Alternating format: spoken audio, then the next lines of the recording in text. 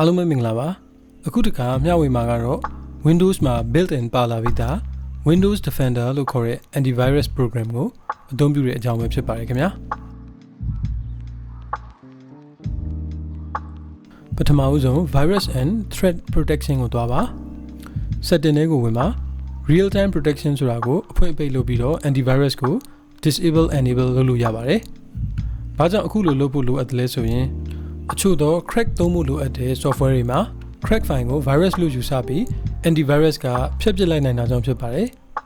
ပုံမှန်အားဖြင့်ကတော့ on ထားပြီးသားပါဒုတိယအဆင့်ကတော့ update လုပ်တဲ့နည်းလမ်းမှာ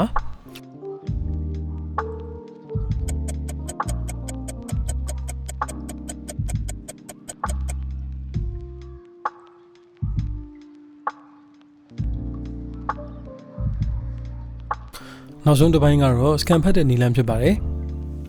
quick scan ဆိုတာက set တစ်ခုလုံးကိုအကြမ်းအားဖြင့် scan ဖတ်တာဖြစ်ပါတယ်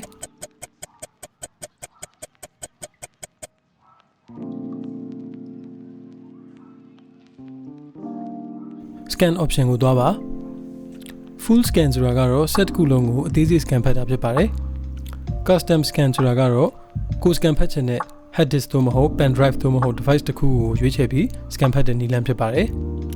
custom scan ကိုအခုပြထားတဲ့နည်းလမ်းအတိုင်းလုပ်လို့ရပါတယ်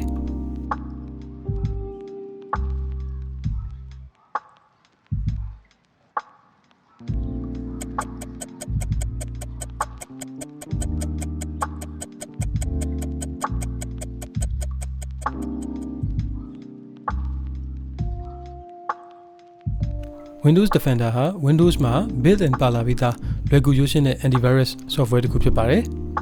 အားလုံးကိုကျေးဇူးတင်ပါတယ် IT ဗဟုသုတလေးတွေကိုဆက်လက်ပြီးမျှဝေမှာဖြစ်တာကြောင့်ကျွန်တော်တို့ရဲ့ channel လေးကိုလည်း subscribe လုပ်ထားဖို့မမေ့ပါနဲ့နော်